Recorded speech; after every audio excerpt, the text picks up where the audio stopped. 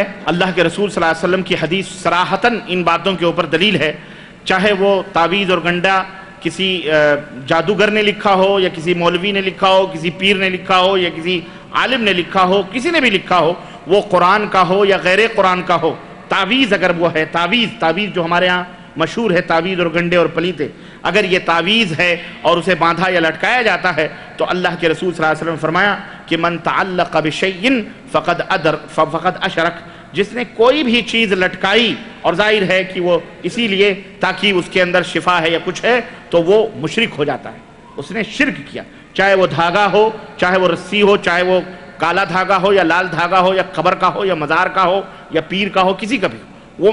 اسی طرح اللہ کے رسول صلی اللہ علیہ وسلم نے فرمایا کہ من تعلق بشیء فقد اکل الیہ، جو کسی چیز کو لٹکا لیتا ہے وہ اسی کے حوالے کر دیا جاتا ہے، یعنی اللہ عز و جل کی ضمانت پھر ختم ہو جاتی ہے، وہ اسی کے حوالے ہو جاتا ہے۔ اس لیے یہ تعویذ اور گنڈے اور یہ پلیتے یہ سراسر یہ حرام ہیں، بعض حالتوں بعض چیزیں حرام ہیں اور بعض چیزیں شرک ہیں، اگر وہ شرکیہ کلمات ہیں، اگر وہ قرآن کی آیتیں بھی ہیں تو میرے عزیز ظاہر ہے اسے باندھو گے تو جس طرح عقلی طور پر سوچو، قرآن کی کسی ایک آیت کا یا قرآن کو حمام باتھ روم میں لے جانا حرام ہے، اسی طرح کسی آیت کو بھی لے جانا حرام ہے، وہ باندھ کر کے کہیں بھی وہ قرآن کو حمام میں باتھ روم میں لے جاتے ہو اور پھر اسی سے اور بہت ساری خرابیاں اس میں ہیں، اس لیے عقلی طور پر بھی اور شرعی طور پر دونوں طریقے سے یہ ممنوع ہے، اس لیے یہ تمام سب چیزیں نہیں کرنی چاہیے۔ اب آپ اگر یہ کہیں کہ جی فلاں قرآن کے اندر وہ فلاں حضرت نے تعویذ بنائی ہے کہ یہ کر لو اور وہ نقشے بنے ہوئے ہیں اور گنتیوں کے نقشے فلاں کے، یہ اتنے بڑے بڑے عالم ہیں،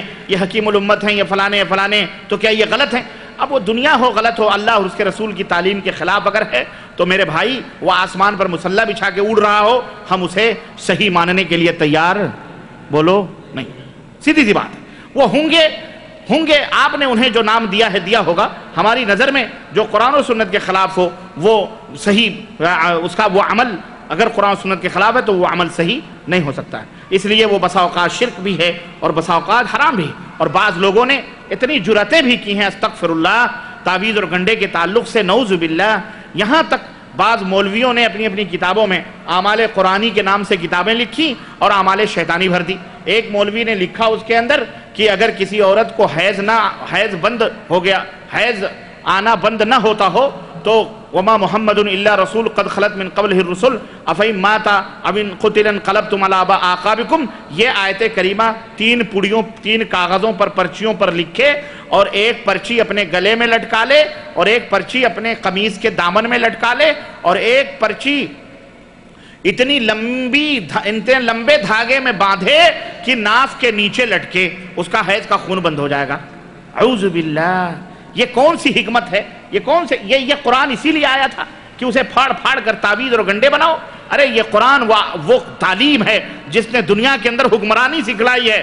غلاموں حکمرانی سکھلائی ہے اس قرآن نے، غلامی نہیں سکھائی ہے۔ اس لیے اللہ سے توبہ کرو اور ایسے لوگوں سے برات کا اظہار کرو، صحیح طور پر مومن اور مسلمان ہو۔ جزاک اللہ خیر۔ جزاک اللہ خیر۔ نماز کی زبان سے نیت کا کیا حکم ہے؟ نماز ہی نہیں، زکوٰۃ بھی فرض ہے ہمارے اوپر کہ نہیں فرض ہے؟ بھائی مالک نصاب ہے تو زکوٰۃ فرض ہے کہ نہیں فرض؟ تو زکوٰۃ کی نیت کیسے کرتے؟ بھائی نماز بھی فرض ہے، اسلام کا ایک رکن ہے، تو زکوٰۃ بھی فرض ہے۔ اگر اللہ کے رسول نے نماز کی نیت بتلائی ہے تو زکوٰۃ کی نیت نہیں بتلائی؟ زکوٰۃ آپ دیتے ہو، کیسے دیتے ہو؟ نیت کرتا ہوں میں 1,00,000 روپے میں 2,500 زکوٰۃ نکالنے کی اور پھر فلاں آدمی کو تقسیم کرنے کی فلاں وقت، یہ سب نکالتے ہو، آپ بولتے ہو؟ میرے بھائی نیت دیکھو، ہم عجمی لوگ ہیں، عجمی سمجھتے ہو؟ عجمی یعنی عربی نہیں، عجمی کا ترجمہ اردو میں گونگا ہوتا ہے۔ عرب اپنے مقابلے میں سارے لوگوں کو عجمی کہتے تھے، یہ گونگے لوگ ہیں، یعنی اپنے اتنے فصیح اور بلیغ تھے اور اہل زبان تھے یہ کہ ان کے مقابلے میں ساری زبانیں فیل تھیں، یہ اپنے مقابلے میں کسی کو خاطر میں نہیں لاتے تھے، گونگا کہتے تھے۔ تو ہم عجمی لوگ ہیں، قرآن عربی میں نازل ہوا ہے، اس کے معنی، اس کے ترجمے ہم اپنی زبان میں سمجھتے ہیں، لیکن بعض الفاظ ایسے ہیں جس کے معنی اور مطلب ہم نہیں سمجھتے، اسی میں نیت بھی ہے. نیت کا جو اردو میں اصلی ترجمہ ہے اس کا ترجمہ ہے ارادت القلب. ارادت القلب یعنی دل کا ارادہ کرنا، دل کا قصد کرنا، دل سے ارادہ. جو دل کا ارادہ ہوتا ہے، آپ اپنے بسترے سے اٹھے فجر کی اذان سن کر، ٹھیک ہے، اور آپ نے اذان سنی، آپ کے دل میں خیال آیا کہ میں نماز پڑھنے جا رہا ہوں. یہ جو ارادہ ہے نا، اب نماز پڑھنے جا رہا ہوں تو دل میں خیال آیا وضو بنانا ہے، یہ ارادہ یہی نیت ہے. ارادہ یہی تو ارادہ یا یہ نیت دل کی کیفیت کا نام ہے، زبان کے حرکت کا نام. میری بات سمجھ رہے ہیں آپ لوگ؟ ارادہ دل کی کیفیت کا نام ہے، زبان کی حرکت کا نام نیت نہیں.